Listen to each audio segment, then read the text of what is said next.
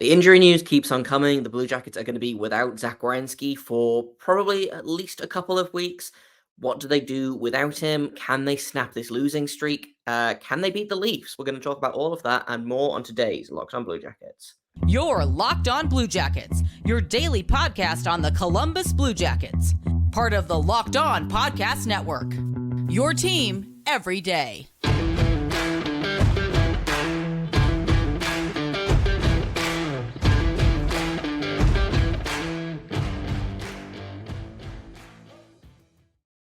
Hello and welcome to Locked On Blue Jacket, part of the Locked On Podcast Network, your team every day. I am, as always, your host, Jay Foster. With me at some point next week will be my co-host, Hayden Houghton. But right now, I am here to give you the good, the bad, and the ugly about your favorite team and mine, the Columbus Blue Jackets. Before we get things started, I want to thank everyone for making this your first listen of the day every day. Locked On Blue Jackets is free and available on all podcast platforms, on YouTube and on SiriusXM. If you want to become an everydayer, you can find us at any of those places. I just want to let you know that today's episode is brought to you by Sleeper. Download the app, use promo code LOCKEDONNHL to get up to a $100 match on your first deposit. Terms and conditions apply, so see Sleeper's terms of use for details. So we're going to be talking about the Toronto Maple Leafs. The Blue Jackets face them for the third and final time in the space of 15 days, according to this. Blue Jackets won the first one in overtime, 6-5, after having that 5-0 lead going into the third period. We all know how that game turned out. And on December 22nd, they lost 4-1 after that scary Sean Corrali injury. So, last game of the series between these two teams. These two teams know each other pretty well by now. Can the Blue Jackets win? Maybe is my answer to that. The Blue Jackets are currently, I think, on a 3-game losing streak, but I'm just going to double check that. Either way, it's not been great for them. It's been kind of a time, as we all are aware. The Blue Jackets lost to New Jersey, they lost to Toronto, they lost to Washington. Both of those, two of the three of those in overtime. So, like, they're getting points, but is it worth it? You know? So yeah, 3-game losing streak. Can they snap that? Honestly, maybe. The Blue Jackets are a confusing team and a frustrating team. And I don't even really know what kind of team they are, really. Like, I really don't. In terms of points, Johnny Gaudreau has finally started to show up kind of quietly, but he's currently leading forwards in points. He's got 22 in 36 games. Adam Fantilli, 21 points in 36 games. Zach Werenski, who we'll talk about in a minute, leading the team at the minute with 25 points. 1 goal, 24 assists. He's doing the opposite of the Kirill Marchenko. Things are starting to kind of look up for this team. Obviously, 3-game losing streak is not ideal, but it feels like some of the players are starting to figure it out. Like, Igor Chinakov, I tweeted about him a couple of days ago. Like, is he the most improved player from last season to this season? He, I believe, is third in the NHL for goals since, like, the start of December. Or, like, I think, was it 27th of November, I think? The only people with more goals than him are Austin Matthews and Nathan MacKinnon. That Russian line continues to impress. Voronkov has cooled down a little bit, but Marchenko continues to shine. 21 points in 34 games, including 13 goals. He's now tied for the team lead with, obviously, Boone Jenner, who's missed the last 5 games and will miss a few more. But I'm quietly optimistic. I still don't think this team is good, and I still don't think this team is going to make waves. Okay, it's not that the team isn't good, because that feels disingenuous to say.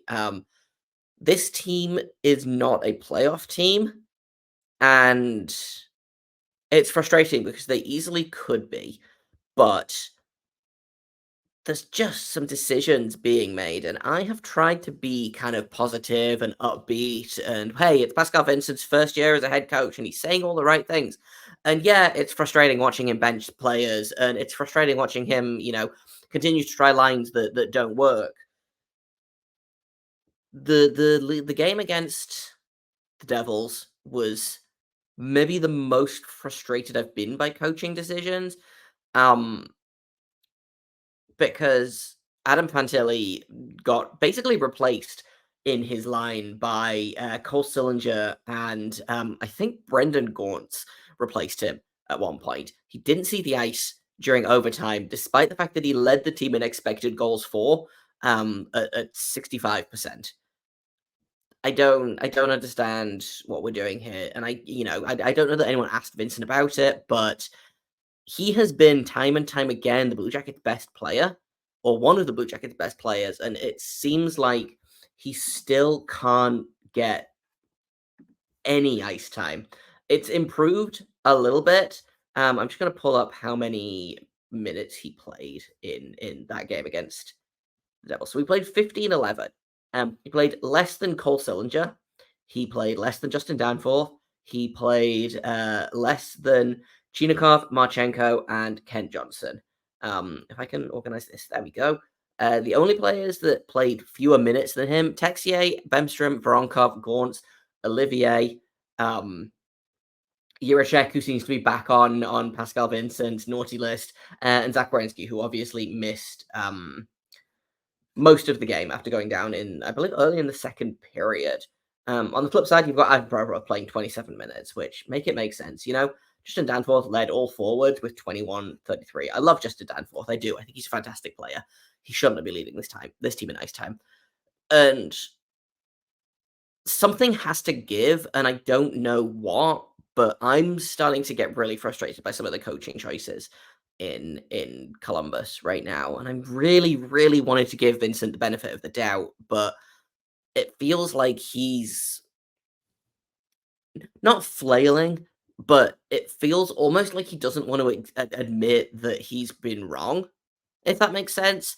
He keeps trying these lines that don't work, and it feels a lot like he's like, well, we're going to give it time. We're going to give it time. Kind of in the opposite way that Brad Larson had last season, where he wouldn't keep any lines together, and anything that started working, as soon as it, faltered even a little bit, he was like, right, okay, well, we'll break that line up, despite the fact that it worked for the previous 10 games or whatever. As soon as it stopped working, it's done. And Vincent kind of seems to be doing the opposite.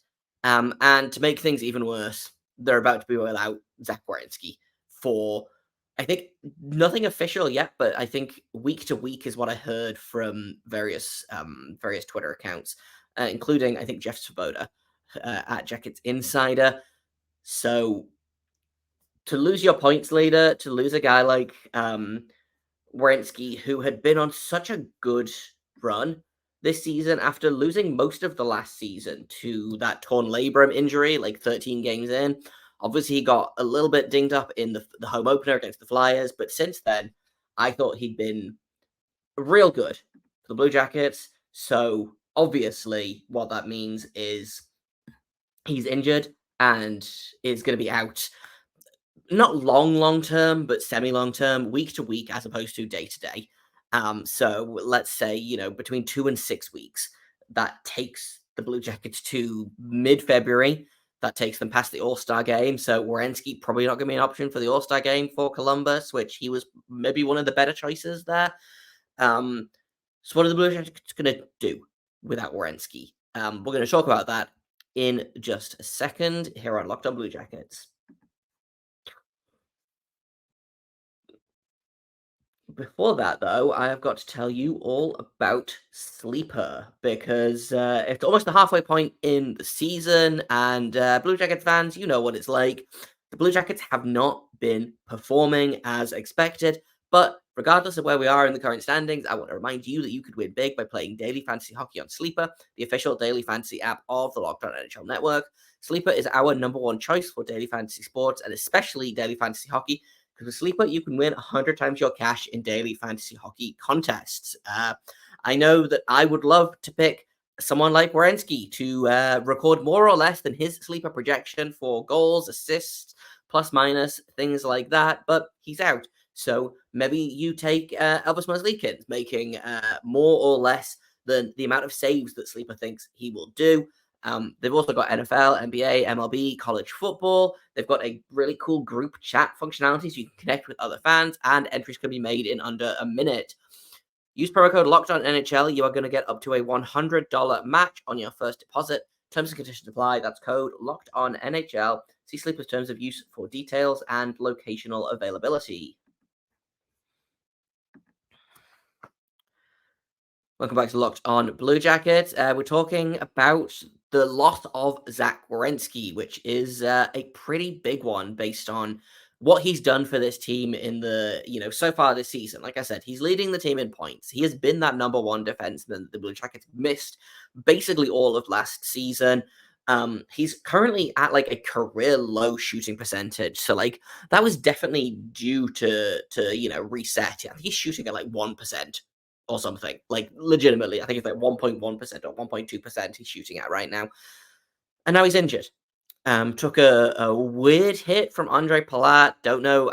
I have watched that hit like maybe half a dozen times, and I still can't really figure out where the injury came from or even what the injury is. Like, my guess is that it's his left knee, but I genuinely don't know. So he's out. Blue Jackets are going to have to work around that. Luckily, they got Damon Severson back.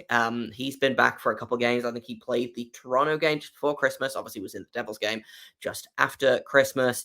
But what this means is, unfortunately, because Nick Blankenburg is also out injured and Anna Boquist is still injured, the Andrew Peeke experience is returning. And I just don't know if that's good. Actually, I know it's not good, but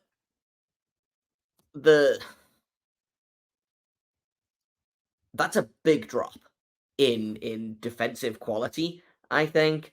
I know that I am kind of one of the louder Andrew Peeke critics, but he's not good enough for what he is perceived to be, if that makes sense. He's going to be playing on the second pairing, it looks like. We're going to have Damon Severson and David Jiricek, Ivan Provorov, and Andrew Peeke, which is consistently a disaster. And then Bean Gabranson, which has honestly been pretty solid thus far this season. So, like, it's not a total nightmare, but I like Severson Jiricek as a combo. I'm not sure about moving Severson over to the left side, but we'll see. Provorov Peeke is going to be a disaster because one of them plays offense, one of them tries to play defense, and usually what happens is neither of them do very well at either of those things.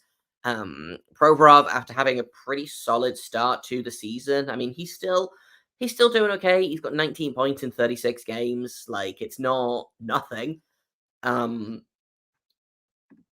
But he just doesn't work well with Peeke. I really liked his play with Jiricek for a little while there. I didn't hate Severson and Provorov together, but when you look at what this decor could be, and then you look at what's being put together, like, it worries me. And I know the Leafs are no kind of great shakes defensively, but I'm looking at these pairings and I'm like, okay, one of these pairings has got to match up against Austin Matthews and his line mates. One of these pairings has got to match up with either one of William Nylander or Mitch Marner and his line mates, because I'm not sure which way the lines are rolling at the minute, whether Matthews and Marner are back together, whether Nylander is still on that top line. The point being, the top six of the Maple Leafs is going to be an extremely tough assignment. And I'm looking at this and I'm like, okay, well, Severson Jiricek is going to take one of those. Provorov Peeke is probably going to take the other one of those.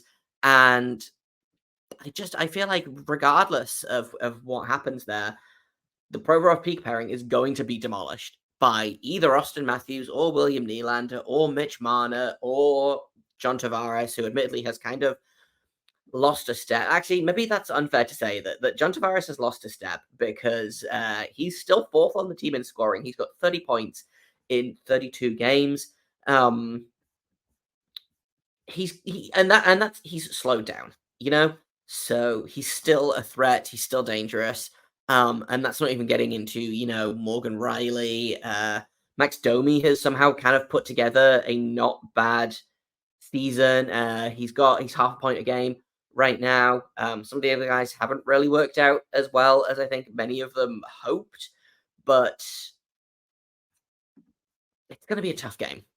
It's going to be a really tough game, I think. And not only because Martin Jones seems to have remembered how to play goalie in the NHL again, which, there was a question mark for a while there, but I thought he was pretty good with Philly for a while. I thought he was great with the Kraken last year, and so far this year, he is 4-2 for the Leafs and has a goals against average of 2.85 and a save percentage of 914. So he's doing pretty well out there. He played in the last game against the Blue Jackets. He made 27 saves on 28 shots, only allowing 1 goal. Was not great against Ottawa. 3 goals on 29 shots, 4 goals on 15 shots against Buffalo. But he's back to being an NHL standard goalie, and it's a small sample size, but I think he's probably going to make the Blue Jackets' lives difficult, because if you're the Leafs right now, you have to start the hot hand, and Martin Jones is the hot hand. If they start Samsonov in that game, I'm not sure what's going to happen there. I suspect it'll be good for the Blue Jackets. I suspect it will be bad for the Leafs. It's going to be, I've said this 14 times already, but it's going to be a tricky game, I think, for the Blue Jackets. They're on a 3-game losing streak. They have just lost their number 1 defenseman. Their number 1 center might be injured. People are talking about Fantilli getting injured in the game against the Devils, and that's why he didn't play in overtime or at the end of the third period. But I haven't seen anything about that from official sources, so I'm not sure what's going on there. But Blue Jackets need to figure it out. And I think we've all kind of agreed, the season it's not a complete loss, but it's getting to the point where, we're going to have to choose between rooting for the Blue Jackets to win games and rooting for the Blue Jackets to get Macklin Celebrini. They are currently second to last in the Eastern Conference. In the league, they are currently sitting at 28th. The only teams worse than them, the Ottawa Senators, the Anaheim Ducks, the Chicago Blackhawks, and the San Jose Sharks, who got shut out 5-0 by Edmonton tonight. And they only have 9 wins in 36 games. I think they're well on their way to their second 10-game losing streak of the season, which, woof, yikes, etc. Let's take another quick break, and let's talk a little bit about my predictions for the game, because is this finally the game where I predict the Blue Jackets to lose? Maybe. We'll talk about that in just a second here on Locked On Blue Jackets. Our next partner is AG1, the daily foundational nutrition supplement that supports whole body health. I drink it literally every day. I was tired of taking a million different supplements. I'm very lazy. I wanted a single solution that supports my entire body, covers all my nutritional bases, and I really hate swallowing a fistful of pills every morning. So I gave AG1 a try, and it makes me feel unstoppable. I get up in the morning, I start my coffee, I turn my laptop on, I drink my AG1, and it really feels like I'm doing something good for my body. And less than $3 a day. It's way cheaper than my $7 oat milk latte that I buy way too often. It's a really effective daily habit with high quality sourced ingredients. It's win-win for everyone. And if a comprehensive solution is what you need from your supplement routine, try AG1, get a free 1-year supply of vitamin D and 5 free travel packs with your first purchase. Go to drinkag1.com/NHL network. That's drinkag1.com/NHL network. Go ahead and check it out. It's prediction time. I think I have predicted a Blue Jackets win every single game so far this season. So I have been wrong a lot. And I thought really hard about predicting that they're going to lose this one as well. But it's the Leafs who consistently fall at the hurdles of the weaker teams. Obviously, they just lost to Ottawa after talking a huge amount of smack before the game. They're going to be mad about it. They obviously very recently just got 9 goals hung on them by Buffalo. It could get interesting. They have something to prove. The Blue Jackets don't want to go to a 4-game losing streak. Excuse me. But it's gonna be interesting. So I am going to go with. I am going to say the Blue Jackets win this game, and I'm gonna say they win it 3-1. And I'm gonna guess. You know what? I'm gonna go with the hot hand. I'm gonna go Igor Chinikov as the goal scorer. Do I think I'm going to be right? Maybe. I know a lot of times it's like, well, if I pick them to lose, then I either get to be right or I get to be happy that they've won. But if I pick them to win, then typically they'll lose and I will be mad about being wrong and also them losing. But this is Locked on Blue Jackets, and I feel bad when I predict them to lose the game. I think if people can believe in the Toronto Maple Leafs, then they can believe in the Blue Jackets because they have the same amount of playoff series wins in the last 20 years or something like that. Maybe not quite that, but so yeah, I'm gonna say 3-1 win for the Blue Jackets. I think Igor Chinikov gets that first goal. I think another big night for Elvis, who was having another excellent night right up until Luke Hughes decided to ruin my night and everyone else's night, and then just bad luck in overtime with Kent Johnson fanning on that pass, and Timo Meier, who admittedly I spent a part of that game talking to JD Young of Locked on Sharks, trying to figure out what happened to Timo Meier, because he went from being a bona fide star in San Jose to being a depth guy in New Jersey. And then obviously he took that personally, scored the overtime winner.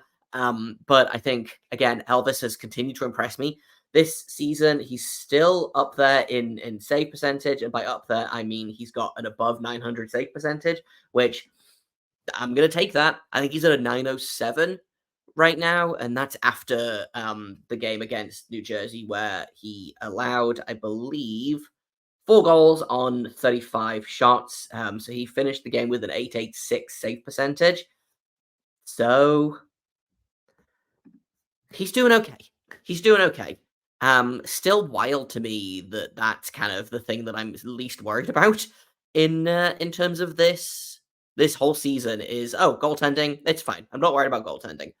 I'm a little bit worried about some of the goalies. I'm worried about Daniil Tarasov specifically. I think he needs to get it back up to speed. I don't know what the rules are behind conditioning assignments. I wonder if another conditioning assignment to the AHL might help him here, because it seems like he's really kind of struggling to find his speed in the NHL. But not worried about Elvis.